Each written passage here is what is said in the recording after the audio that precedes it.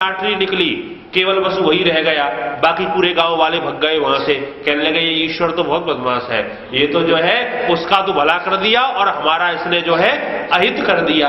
ऐसी प्रार्थनाएं हम अर्थार्थी होकर के जब ईश्वर के सामने करते हैं तो क्या वो प्रार्थनाएं हमारी स्वीकार नहीं होती है। भक्ति का तरीका हमको आए, हमको जो है ईश्वर की उपासना करना आए। और एक बात का स्मरण रखना, ये जो भक्ति शब्द है ना, ये भज सेवायाम धातु से बनती है। और भज सेवायाम का अर्थ क्या होता है कि जिसके द्वारा सेवा की जाए।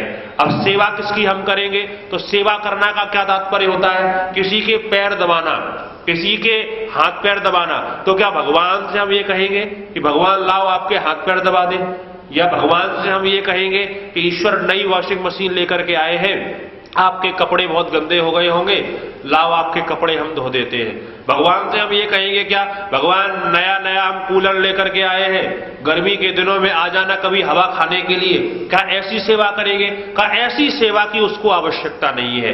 परमेश्वर की सेवा क्या करना है, परमेश्वर ने जो आदेश और निर्देश हमको दिए हैं उन आदेश और निर्देशों को अपने जीवन के अंदर हम धारण करें और उस ईश्वर पर हम विश्वास करने का प्रयत्न करें। और मांगने की कला जिस दिन हमको आ गई उस दिन सब कुछ हमको प्राप्त हो जाता है।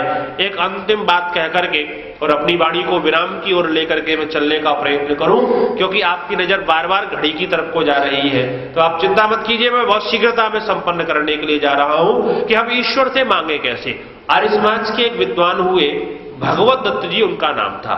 और इतिहास के संबंध में जो बातें वो लिख गए हैं, पाश्चात्य जगत के बड़े बड़े जो इतिहासकार हैं, अगर उनके सामने आप ये कह दो कि ये बात भगवत दत्त जी ने लिखी है, तो सारे के सारे इतिहासकार एक मत से स्वीकार कर लेते हैं कि भगवत दत्त जी ने लिखा है तो सही ही लिखा होगा।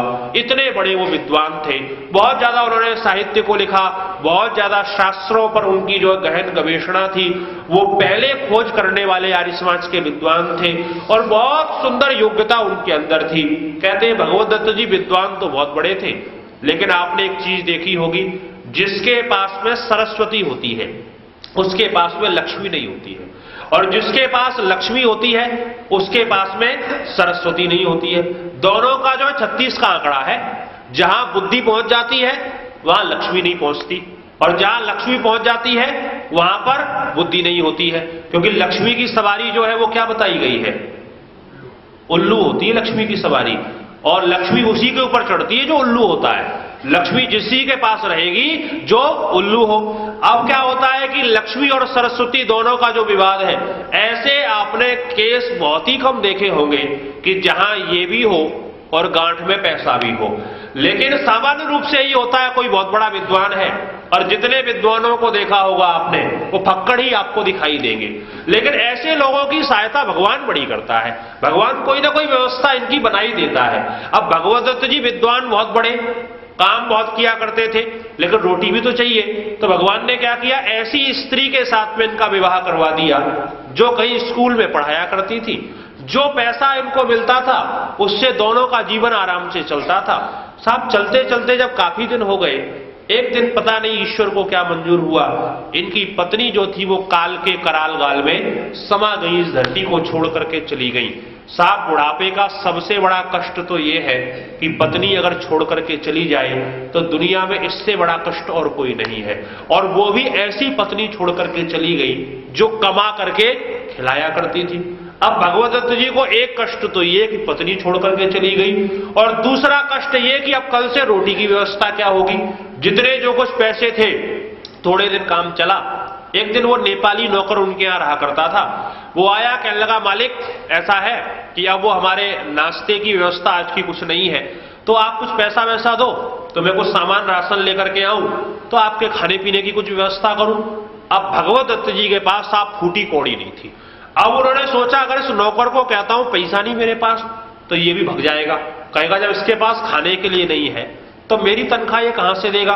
उन्होंने कहा देखो भाई ऐसा है कि अभी मुझे नाश्ते की जरूरत नहीं है, जब जरूरत होगी तब मैं तुमसे मंगवा लूंगा, पैसा दे दूंगा, तुम ले आना जाकर के, अभी तुम आराम से बैठो जाकर के, मुझे ईश्वर की उपासना करना है।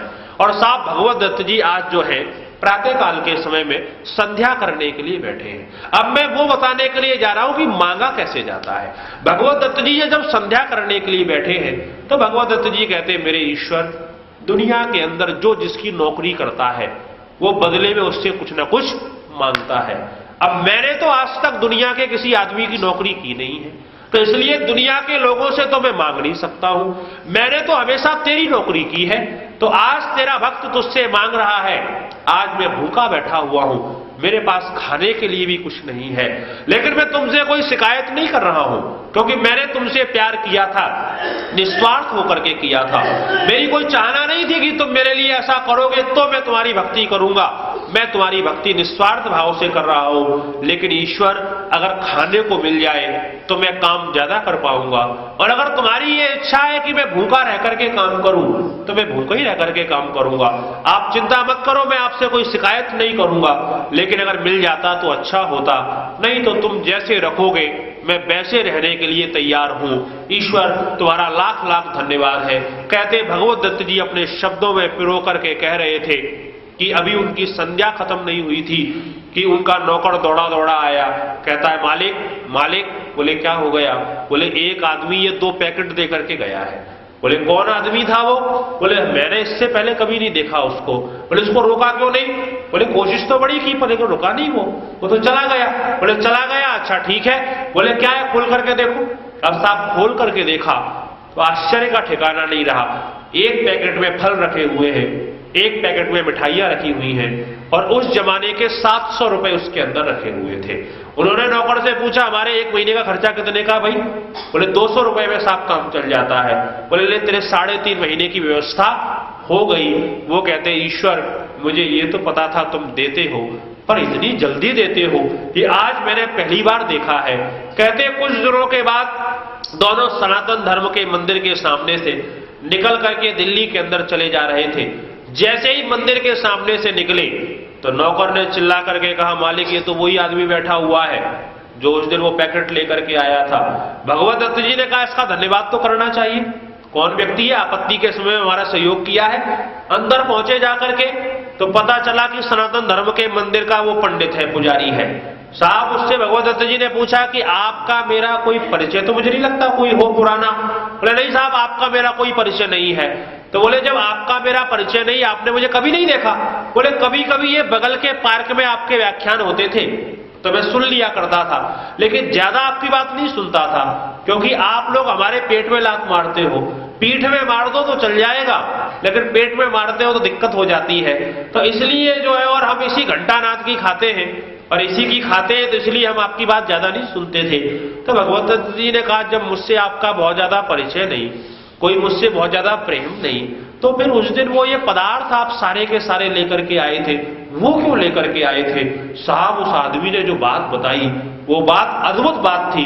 वो पुजारी कहता है, उस दिन मैं जब पूजा करने के लिए चला तो जैसे ही पूजा करने के लिए चला तो मेरे अंदर से मानो ये शब्द आए, कोई प्रेरणा कर रहा है कि रे पागल, यहाँ क्या मेरी पूजा कर रहा है? मेरा एक भक्त वहां पर भूखा बैठा हुआ है, जो कुछ तेरे पास है तू लेकर के जा। और वो कहता है, मेरे पास जो कुछ था वो सब कुछ मैं लेकर के आपको समर्पित कराया। अगर हमको मांगना आ गया और उस ईश्वर से सच्चे आत्मसमर्पण के साथ, आत्मा और अंतःकरण के साथ में उसकी हमने अगर उपासना की और उससे मांगा, तो शास्त्र फिर कहता है, यम यम कामये तम तम उग्रणम कृणोमि, कि मनुष्य जिस जिस पदार्थ की कामना करता है वो सारे के सारे पदार्थ उसको प्राप्त हो जाते हैं। तो ईश्वर की भक्ति अपने जीवन के अंदर हम करें और उस तरीके को हम लोग सीखने का प्रयत्न करें, तो हमारा जीवन धन्य और कृतार्थ होगा। ये थोड़ी सी चर्चा मैंने आपके बीच में की, आपने ध्यान से सुना। आपका बहुत बहुत धन्यवाद, बहुत बहुत आभार। सामाजिक प्रतिष्ठा और पैसे के मद में कई बार इतना मदहोश रहते हैं कि हम अंधेरे में ही जिंदगी गुजार देते हैं। सच्चे अर्थों में आज बताया कि भक्त क्या है, भक्ति कैसे हो और ईश्वर कैसे प्रसन्न होते हैं। बहुत सरल और सुंदर व्याख्यान हमारे मध्य रखे, हमारे अंदर सोए हुए विवेक को जगाया। गुरुकुल की भट्टी में तपे 24 कैरेट के सोना है आप। परमात्मा आपको दीर्घायु दे, अच्छा स्वास्थ्य दे ये हम सबकी मनोकामना है। आइए शांति पाठ से इस बैठक को विराम दें। और कल इतवार है और इस 5 दिवसीय ऋषि बौद्ध उत्सव की अब 3 सभाएं हैं, रात्रि 8 से 10 और प्रातः 7 से 8:15 हवन यज्ञ, और उसके बाद आचार्य योगेंद्र याजिक जी के प्रवचन और श्रद्धेंद्र देव जी के भजन, और रात्रिकालीन सभा भी इसी तरह रहेगी। आप सबसे करवर अनुरोध की ज्यादा से ज्यादा संख्या में आप लोग यहाँ आए और इस ऋषि बौद्ध उत्सव को हम अपने जीवन में भी लाएं, उनकी बातों को, उनके विचारों को, तभी इस कार्यक्रम के साथ होता है। आइए शांति पाठ। शांति पृथिवी शांतिराः शान्तिरोषधयः शान्तिः वनस्पतयः शान्तिर्विश्वे देवाः शान्तिर्ब्रह्म शान्तिः सर्वं शान्तिः शान्तिरेव शान्तिः सामा शान्तिरेधि। ॐ शान्ति शान्ति शान्ति। जो बोले सो अभय। महर्षि स्वामी दयानंद की, गुरुवर स्वामी गिरजानंद की, योगेश्वर भगवान श्री कृष्ण की, मर्यादा पुरुषोत्तम भगवान राम की, भारत माता की, गौ माता का, आर्य समाज, वेद की ज्योति, ओम का झंडा, प्रणव ध्वनि।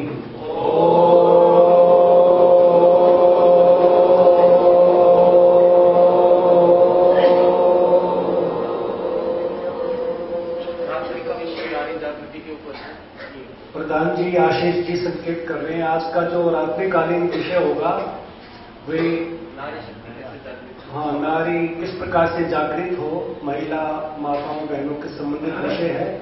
अधिक से अधिक संख्या में आप पहुंचेंगे इसी आशा विश्वास के साथ। एक बार पुनः आप सबका धन्यवाद।